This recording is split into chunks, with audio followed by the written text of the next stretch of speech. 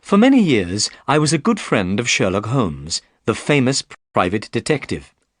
During this time, Holmes solved many unusual mysteries, but perhaps one of the most unusual was the mystery of the speckled band.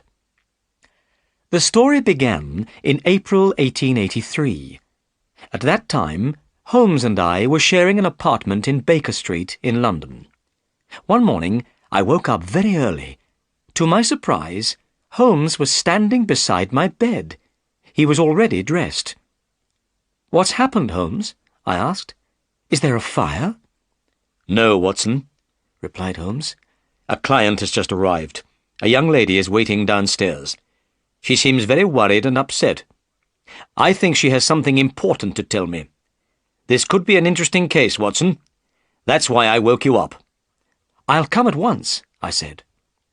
I was very interested in Holmes' cases. My friend was a very clever detective. I very much admired his work. So I dressed quickly and went downstairs with Holmes. The lady was waiting in our sitting room. She was dressed all in black. Over her face she wore a veil. "Good morning, madam," said Holmes. "I'm Sherlock Holmes, and this is Dr. Watson, my friend and helper."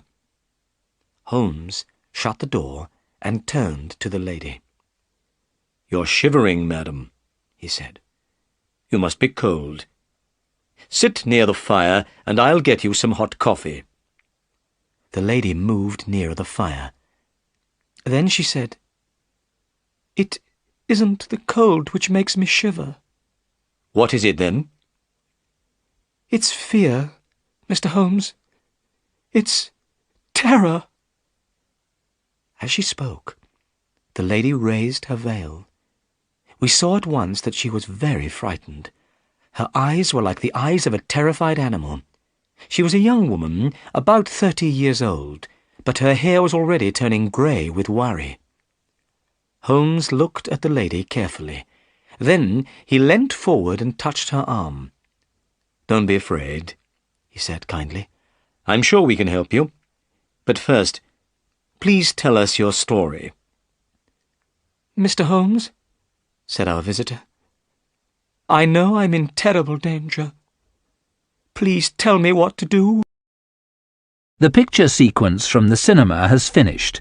You can look at it once more if you want. "I'm listening carefully," said Holmes. So the lady began her story.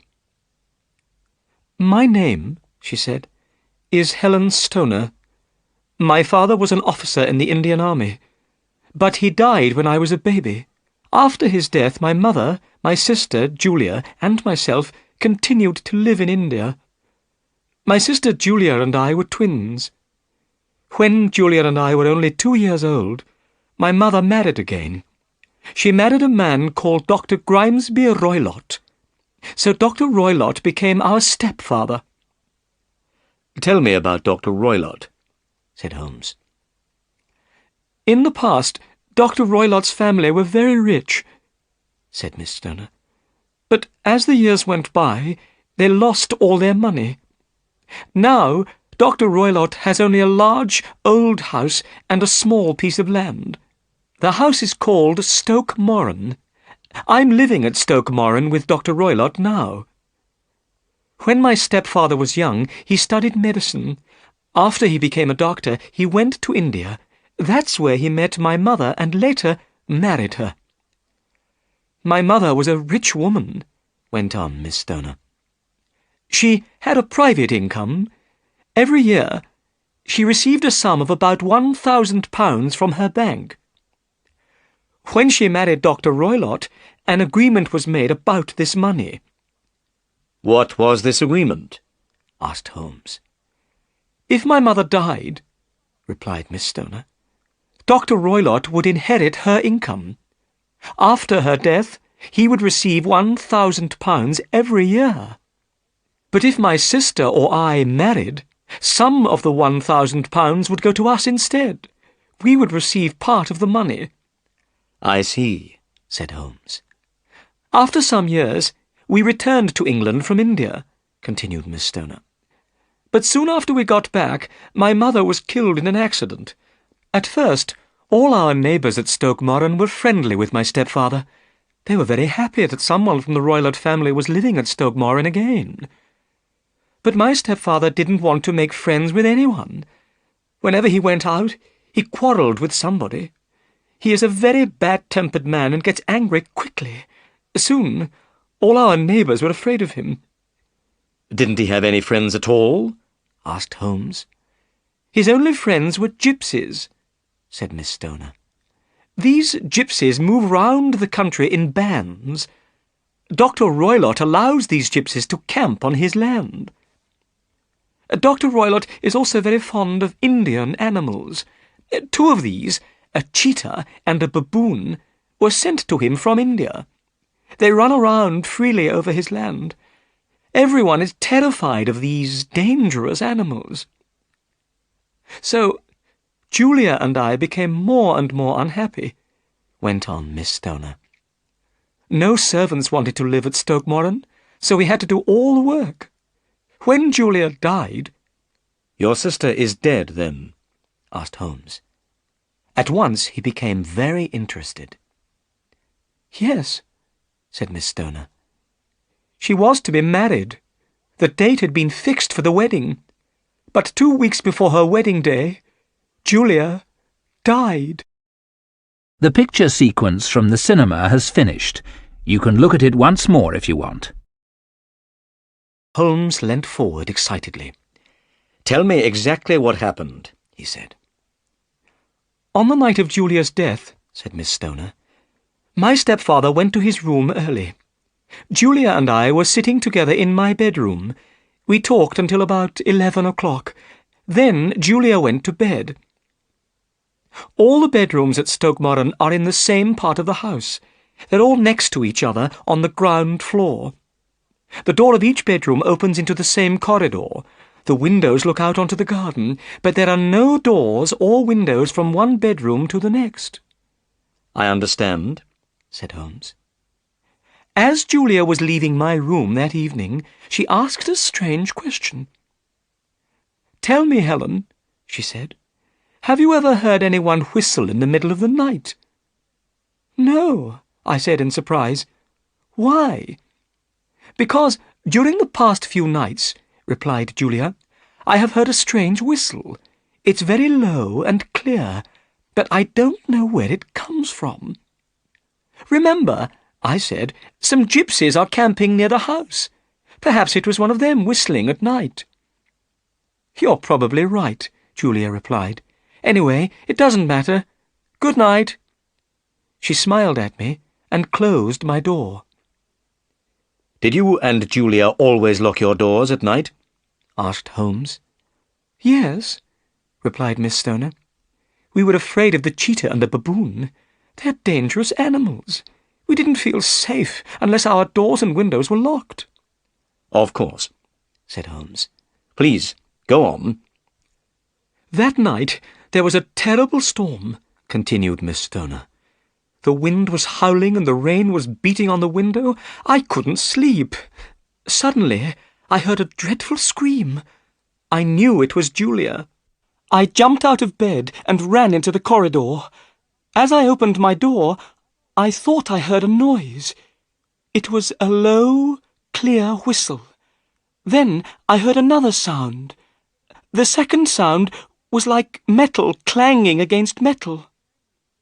I saw that my sister's door was open. I stared at it in horror. Suddenly, Julia appeared. She was standing in the doorway. Her face was white with terror. Her eyes were staring wildly. She was swaying from side to side like a drunk person. Then she fell on the floor. Her body moved like someone in terrible pain. Suddenly, she screamed these words. Oh, my God, Helen, it was the band. The speckled band. Then she fainted. At that moment, my stepfather came out of his room.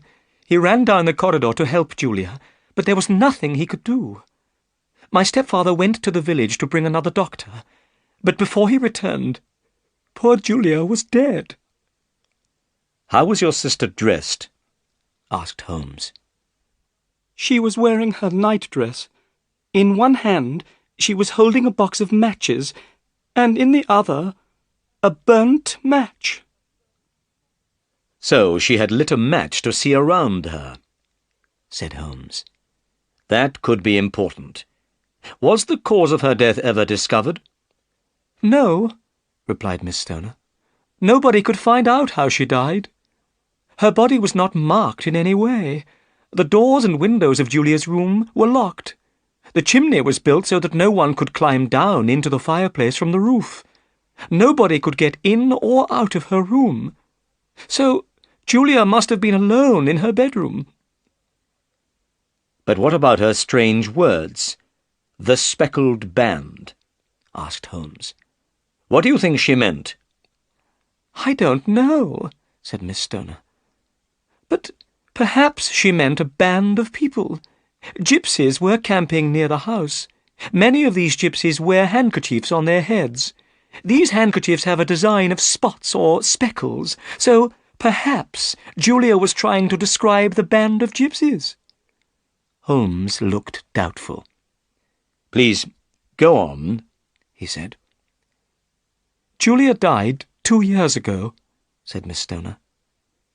Since her death, I've been very lonely. But recently, a dear friend of mine asked me to marry him. We're getting married very soon. But 2 days ago, some builders arrived at Stoke Moran. The builders started to knock a hole through my bedroom wall. So I had to move out of my room and into Julia's room. I've been sleeping in her bed. Miss Stoner stopped for a few moments. Then she said, Mr. Holmes, last night I heard a terrible sound. What was that? I asked. It was a whistle, Dr. Watson. A low, clear whistle. The same sound Julia heard for several nights before she died. The picture sequence from the cinema has finished. You can look at it once more if you want. Holmes and I looked at each other in astonishment. What did you do? Asked Holmes. I jumped out of bed and looked around me, replied Miss Stoner. But it was dark and I couldn't see anything. At daylight, I went to the station and caught a train to London. I knew I had to see you, Mr. Holmes. You are the only man who can help me. But I can only help you if you tell me everything, said Holmes. You have not told me everything, Miss Stoner. What do you mean? Asked Miss Stoner in surprise. Holmes did not answer. He took hold of Miss Stoner's arm and pushed back her sleeve. I saw 5 red marks on her arm. They were the marks of 4 fingers and a thumb. Somebody had held Miss Stoner's arm tightly. Your stepfather has hurt you badly, said Holmes. Miss Stoner's face became red. Dr. Roylott is a very strong man, she said. He doesn't know how strong he is. Holmes stared into the fire without speaking. I knew he was thinking hard. I need some more information, he said at last. But we must move quickly. I want to go to Stoke Moran today and examine the bedrooms there. But your stepfather must not know about my visit. Dr. Roylott has important business in London today, said Miss Stoner. He'll be away from home all day. Excellent, cried Holmes. Will you come with me, Watson? Of course, I replied. Then, Miss Stoner, we'll arrive at Stoke Moran early this afternoon. I must go now, said Miss Stoner. But I feel much happier, now that I've told you about my troubles. Goodbye. She pulled her veil over her face and left the room. Holmes leant back in his chair. Well, Watson, he said, this matter is very strange. I don't understand it, I said. Helen Stoner's sister, Julia, was alone in her bedroom. Nobody could get in or out. So how did she die? And what about the whistle in the night? Said Holmes. And the dying woman's words about the speckled band? I don't know, I said. Perhaps the band of gypsies— Suddenly, the door of our room was thrown open and a man appeared. He was so large that his body almost filled the doorway. His face was red and his eyes were cruel. The man stared at Holmes. Then he looked at me. "Which of you is Holmes?" he asked rudely. "That's my name," answered my friend quietly. "Well, I'm Dr. Grimesby Roylott of Stoke Moran," said the man. "I know my stepdaughter's been here. I've followed her. What has she been saying to you?" Holmes was not afraid of the large man. He was not going to tell Dr. Roylott anything about Helen Stoner's visit. So he said politely, "The weather is a little cold just now, isn't it?" "Answer my question!" shouted Dr. Roylott angrily. "What has my stepdaughter been saying to you? I've heard about you, Holmes. You're a busybody. You interfere in other people's lives. Well, keep out of my life. I'm a dangerous man. Look!" A poker was lying beside the fire. It was made of iron and was very heavy. Dr. Roylott stepped forward and picked it up. He bent the poker with his huge hands. Then he threw it back into the fireplace. "I'm warning you, Holmes. Keep out of my life," he said again. Then he left the room. Holmes began to laugh. "Well," he said, "perhaps I'm not as large as Dr. Roylott, but I'm just as strong." As he spoke, Holmes picked up the poker and pulled it straight again. "Now," said Holmes, "let's have some breakfast, Watson. Then I have some business to do. I need more information." The picture sequence from the cinema has finished. You can look at it once more if you want. It was nearly 1 o'clock before Holmes returned. He looked excited. "I've been to Mrs. Roylott's lawyer," he said. "I've seen her will. This is what she wanted to happen to her money after her death. After her death, Dr. Roylott inherited all of his wife's income. But if Julia and Helen Stoner married, they would receive a large part of the income instead." "So, Dr. Roylott would lose a lot of money," I said. "Exactly," said Holmes. "But now, Watson, we must hurry. And please, bring your gun with you." We caught a train to Leatherhead, the nearest town to Stoke Moran.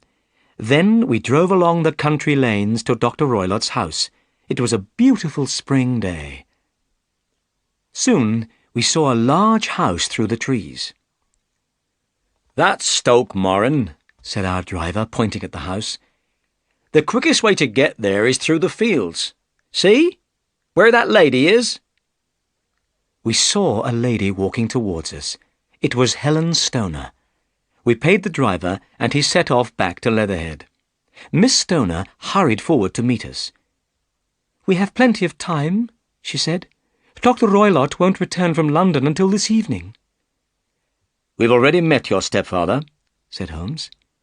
He told Miss Stoner about Dr. Roylott's visit. Miss Stoner's face went white. "So he followed me," she said. "I'll never be safe from him." "Come," said Holmes. "Let's examine the bedrooms." We walked across the fields to the house. We saw that work was being done on one wall of the house. This was the wall of Miss Stoner's bedroom. "This is strange," said Holmes. "I can't see why this work is necessary." "No," said Miss Stoner. "I am sure that the work is not necessary. It is an excuse to get me to move from my room." "Well," said Holmes, "I want to examine the room you're sleeping in now, your sister Julia's room." The room was small, with a low ceiling and a wide fireplace. There was some old furniture in the room, a bed, a table, and 2 chairs. Holmes examined everything carefully. Suddenly he pointed to a long rope which hung down by the bed. The end of this rope touched the pillow. The rope looked like a bell rope for calling a servant. If the person in bed wanted something, they could pull the rope. The rope would be attached to a bell in another part of the house. The bell would ring, and a servant would come. "That bell rope looks very new," Holmes remarked. "Yes," replied Miss Stoner. "It was put in only 2 years ago." Holmes pulled the bell rope. We waited. But nothing happened. We could not hear a bell ringing anywhere in the house. "Look," said Holmes suddenly. "This isn't a real bell rope. It doesn't go anywhere. It's attached to a hook on the ceiling." We all stared up at the ceiling. Holmes was right. Then I noticed something else. Near the top of the bell rope was a tiny opening in the wall.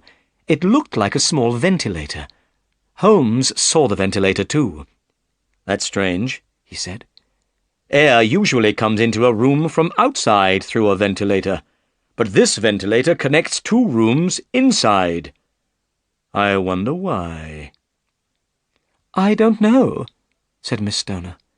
"But the bell rope and the ventilator were put in at the same time." "That's very interesting," said Holmes.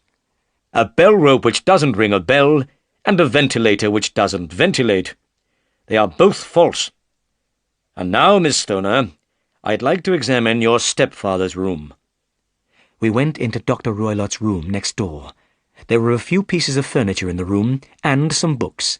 In the middle of the floor stood a large iron safe. The safe was locked. Holmes knocked on the walls of the safe.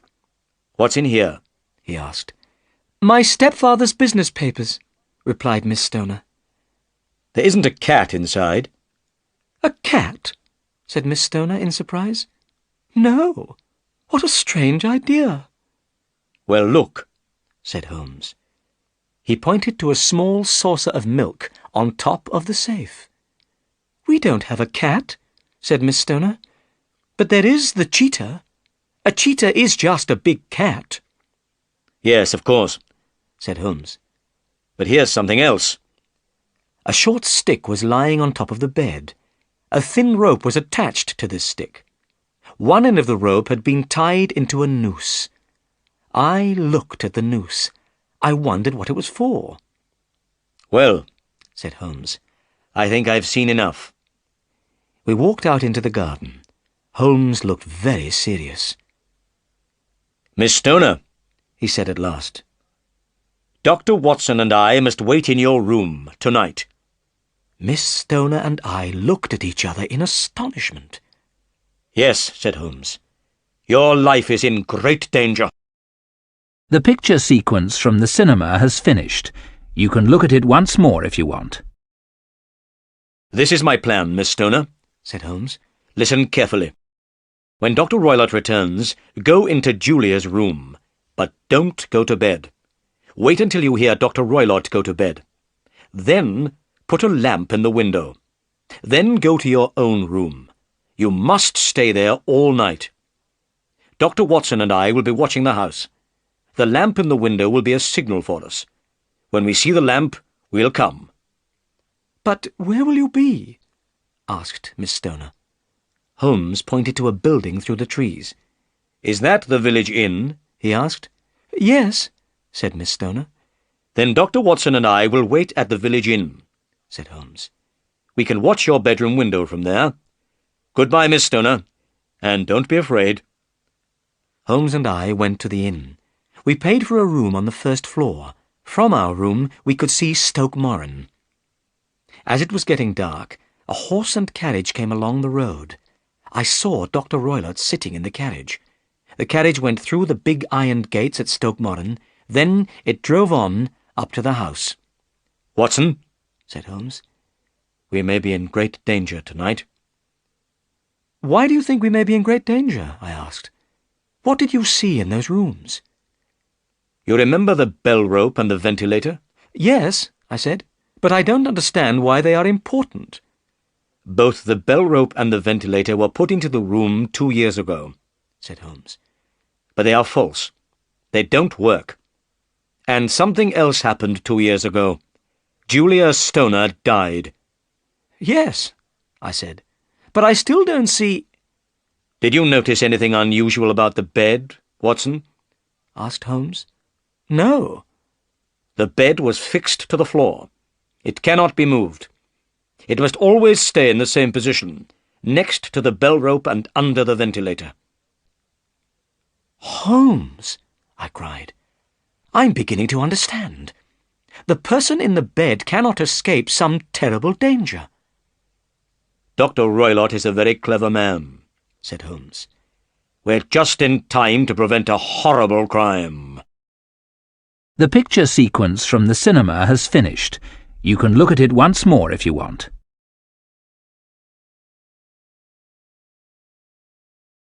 About 11 o'clock, we saw a light. It was the lamp shining from the bedroom window. Holmes jumped up excitedly. That's our signal, Watson, he said. Come on. We hurried along the road. The yellow light was still shining from the bedroom window. We went into the garden of Stoke Moran and walked towards the house. Suddenly, a dark shape ran in front of us. It was like a child with very long arms. But it was not a child. I felt very afraid. "What was that, Holmes?" I asked. Holmes laughed quietly. It was one of Dr. Roylott's animals, he said. That was the baboon. We reached the house and climbed through the window into Julia's bedroom. Holmes closed the window. Then he whispered in my ear. "We must put out the light, Watson. Dr. Roylott might see the light through the ventilator." I took my gun out of my pocket and put it on the table. Holmes had brought a long, thin stick with him. He put this stick on the bed. He put a box of matches beside the stick. I put out the lamp, and we waited. I shall never forget that terrible night. We were in complete darkness, and we knew we mustn't make a sound. We heard the bell in the village clock. It struck midnight, then 1 o'clock, 2 o'clock, 3 o'clock. Still we waited. Suddenly, I saw a light shining through the ventilator. Somebody in Dr. Roylott's room had lit a lamp. I heard someone moving about quietly. Then everything was silent again. Another half-hour passed. Then I heard a strange noise, a very soft, hissing noise. The noise was near us in the room. Holmes jumped up and lit a match. Immediately I heard a low, clear whistle. Suddenly Holmes began hitting the bell rope with his stick. By the light of the match, I saw his face. It was full of horror. "Do you see it, Watson?" he shouted. But I saw nothing. Holmes stopped hitting the bell rope and gazed up at the ventilator. Suddenly, we heard a dreadful cry, a cry of pain and terror. I felt cold and sick with fear. "What was that cry?" I whispered. "It means that everything is over," said Holmes. "Bring your gun, and let's go into Dr. Roylott's room." Holmes lit the lamp. Then I followed him down the corridor to Dr. Roylott's room. We knocked twice on the door, but there was no reply. We pushed the door open and entered the room. A terrible sight met our eyes. Dr. Roylott was sitting beside his safe. The door of the safe was open. The short stick with the noose lay across Dr. Roylott's knees. Dr. Roylott was dead. His eyes were staring upwards in terror. There was something strange round his head. It was bright yellow with brown speckles. "The band," whispered Holmes. "The speckled band." I stepped forward. Immediately the strange band began to move. "It's a snake!" I cried in horror. Quickly Holmes grabbed the stick with the noose on the end. He caught the snake's head in the noose. Then he threw the snake into the iron safe and closed the door. The metal door clanged shut. The picture sequence from the cinema has finished. You can look at it once more if you want. Next morning, we took Helen Stoner away from Stoke Moran. The poor girl was very upset by what had happened. We took her to an aunt's house in London. She would stay there until her wedding. We also told the police about Dr. Roylott's death. Then we returned to our apartment in Baker Street. "Tell me something, Holmes," I said. "How did you know the speckled band was a snake?" "Well," said Holmes. "when I examined Julia Stoner's bedroom, I saw the bell rope and the ventilator. I saw they were both false. Then I noticed the bed was fixed to the floor. And I realized that something could pass through the ventilator, it could travel down the bell rope and land on the bed. Immediately, I thought of a snake. Dr. Roylott had other strange animals from India. It would be easy for him to have a snake as well. So, he kept it in his safe and fed it with milk. And every night he put the snake through the ventilator. It went into his stepdaughter's room and came down the rope. He knew that one night it would bite the girl in the bed." "How did he make the snake come back to him?" I asked. "Dr. Roylott's signal to the snake was a whistle," replied Holmes. "When the snake heard the whistle, it returned to its master. Julia and Helen Stoner also heard this whistle." "On the night her sister died," I said, "Helen Stoner heard the sound of metal clanging against metal." "That was the safe door clanging shut," said Holmes. "So, when you heard the hissing noise in the room last night," I said, "you knew it was the snake?"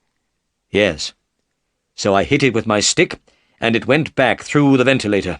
But the blows from my stick also made it angry. That's why it bit Dr. Roylott." "Dr. Roylott wanted his stepdaughter's money," I said. "He killed Julia Stoner, and he tried to kill her sister Helen too. But his plans went wrong. The snake finally killed its master." "Exactly," said Holmes. "And I don't feel very sorry for him."